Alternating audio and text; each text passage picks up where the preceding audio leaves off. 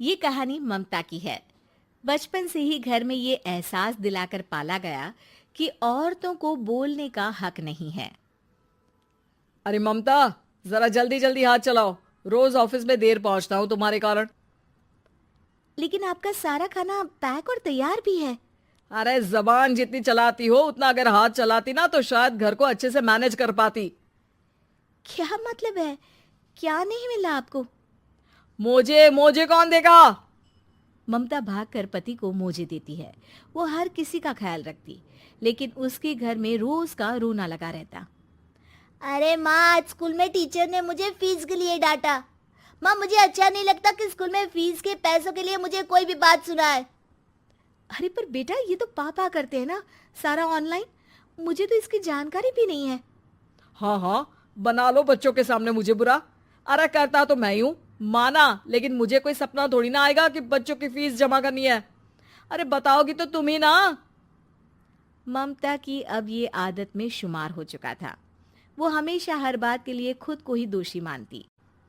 एक दिन वो पड़ोस की दोस्त से कहती है, समझ नहीं आता यार, मैं इतनी डम कैसे हो सकती हूँ। बात तो सही भी है ना।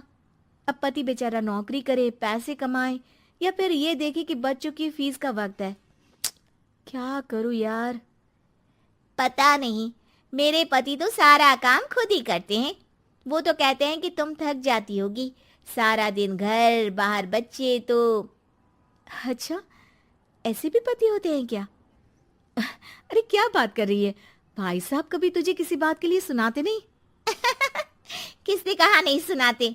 अरे ये पति चीज ही ऐसी होती है कि बिना पत्नी को सुनाए उन्हें चैन की नींद कहाँ आती है। तो तू भी परेशान रहती होगी कि कैसे, क्या, कब भूल गई। अरे वो तो मुझे बस इस बात के लिए ताना देते हैं कि मैं वक्त पर खाना क्यों नहीं खाती या पार्लर जाकर अपनी साज सज्जा क्यों नहीं करवाती। पड़ोसन बोल ही रही होती है कि ममता के बेटे की आवाज आती है। अरे माँ, क्या हो गया? लग नहीं रहा कि आज आप मुझे पानी भी देगी। अरे कब से खाने के लिए वेट कर रहा हूँ। अरे यार, मैं चलती हूँ। बेटा खाने के लिए वेट कर रहा है, मैंने उसे खाना भी नहीं दिया। अरे 12वीं में पहुंच चुका है तुम्हारा बेटा, उसे बोलो खुद पानी लिया करे। मैंने तो अपने बच्चों को काम करना सिखाया है। अरे यार, खुद की भी तो कोई लाइफ है। माना जब नहीं कर सकते थे तो किया, लेकिन अब इतने बड़े बच्चों की हर बात मानेंगे तो मुश्किल तो अपने को ही होगी। ममता को पड़ोसन की बात में दम तो लगता है, लेकिन करे क्या, आदत भी तो खुद ही ने डाली थी। ममता घर जाती है कि तभी बेटी आ जाती है। माँ, परसों मुझे एक शादी में जाना है। तेरी वो जो लाल वाली साड़ी है ना, उसे दे देना। मैं आज जाकर टेलर को दे दूंगी, वो उस साड़ी से सूट बना देगा। अरे नहीं नहीं तारा, वो मेरी माँ ने मुझे दी थी और उस साड़ी से मेरी काफी भावनाएं जुड़ी हैं। तुमको ना मैं दूसरी साड़ी दे दूंगी। ओके, कोई बात नहीं, लेकिन आज दे ही देना पक्का। तारा माँ की साड़ी से सूट बनवाकर पार्टी में जाती है, लेकिन जब वो पार्टी से लौटती है, क्या है, मैं तो समझ ही नहीं पा रही हूँ। अरे जब वो साड़ी मांगी थी तो ये छल्ली सी साड़ी क्यों दे दी? मैं ही पागल थी जो इस साड़ी का सूट बनवा लिया मैंने। माँ, जानती भी हो कि कॉलेज में मेरी कितनी हंसी उड़ी। तभी वहां ममता का पति सुनील आ जाता है। अरे गवार औरत, जब बेटी साड़ी मांग रही थी तो दे देती ना। अरे पापा, इनके तो इमोशंस जुड़े थे उस साड़ी से। ममता इतने सब के बाद भी कुछ नहीं बोलती। मेरी बेटी की बेइज्जती हो गई, मैं बिल्कुल बर्दाश्त नहीं कर सकता ये। मैं नहीं चाहता कि मेरी बेटी से कोई भी ज्यादा सुंदर लगे पूरे कॉलेज में। जी, वो पढ़ने में तारा बिल्कुल अच्छी नहीं है, उसकी पढ़ाई पर आप ध्यान दीजिए ना। अच्छा, अब तुम मुझे बताओगी कि मुझे किस पर ध्यान देना और किस पर नहीं। रमेश जैसा ही ये वाक्य पूरा करता है, ममता की बेटी और पति उस पर जोर जोर से हंसते हैं। अरे ठीक है ना, पता ही नहीं चला कि कैसे वक्त इतना बीत गया।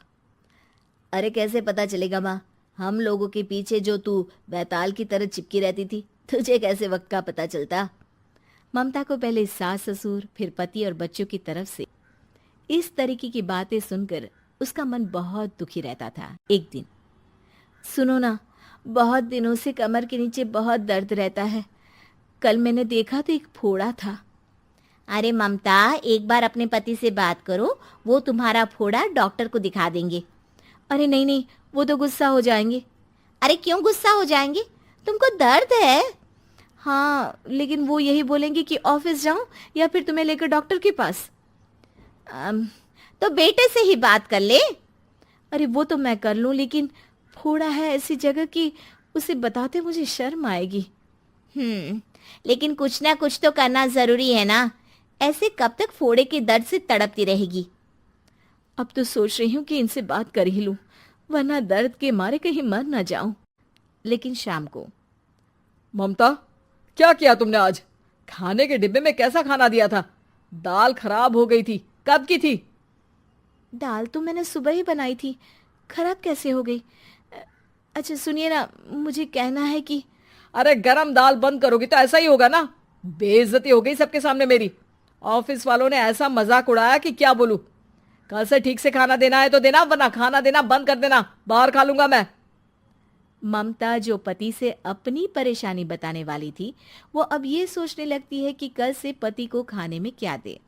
अगले दिन ममता थकी थकी सी हालत में, आप लोगों के लिए नाश्ता बना दिया है, खाना बनाने की हिम्मत नहीं है आज तो। रात भर सोकर थक गई है ना, इसीलिए तो खाना नहीं बना सकती। हिम्मत नहीं हो रही है, मैं बस सोने जा रही हूँ। बस मैडम को सोने का बोल दो, फिर देखो कैसे सोती रहती है। माँ, फिर वही पराठा सब्जी। अरे हमारे साथ के दोस्त एक से बढ़कर एक नाश्ता खाना लेकर आते हैं, आप तो बस। सभी घर से निकल जाते हैं, लेकिन जब शाम को बेटा घर आता है तो घर में अंधेरा रहता है। बेटा लाइट चलाता है। क्या माँ, तुम्हारा भी जवाब नहीं है बिजली का बिल बचाने के लिए? वो बोल ही रहा होता है कि सामने माँ जमीन पर लेटी मिलती है। वो उसके पास जाता है। अरे माँ, क्या हो गया माँ? तभी वहां पड़ोसन आती है। अरे बेटा, तुम्हारी माँ के पैर के पास एक फोड़ा है, जिसके कारण ये लगातार कमजोर होती जा रही थी। मैंने उसे पहले ही कहा था कि घर में बता दो, लेकिन तुम्हारी माँ किसी को तंग करना नहीं चाहती थी। तभी वहां डॉक्टर आ जाता है। अरे इनके ऑर्गन में दिक्कत है, कोई बात है जो इनके मन में खटक रही है। अरे नहीं नहीं, इसके मन में कोई बात नहीं है। कोई काम है नहीं ना इसके पास, सारा दिन बस घर में ही रहती है। देखिए, मैं तो ये नहीं जानता, लेकिन हाँ, इनके मन में हमेशा कोई बात रह जाती होगी, इसीलिए उनकी ये हालत है। अगर आप समय से नहीं ले आते तो हो सकता था कि। अरे नहीं नहीं डॉक्टर साहब, हम पूरी कोशिश करेंगे कि वो ठीक हो जाए। हम लोगों ने अपनी ही परेशानी माँ के सामने रखी, लेकिन किसी ने माँ की दिक्कत को जानने की कोशिश तक नहीं की। हाँ, मैंने भी ममता को हमेशा घरेलू जरूरत से ज्यादा काम का नहीं सोचा था। ममता को होश आता है और वो खुद को अपने बेडरूम में देखती है। वो उठने की कोशिश करती है कि माँ, अब आप नहीं उठेंगी।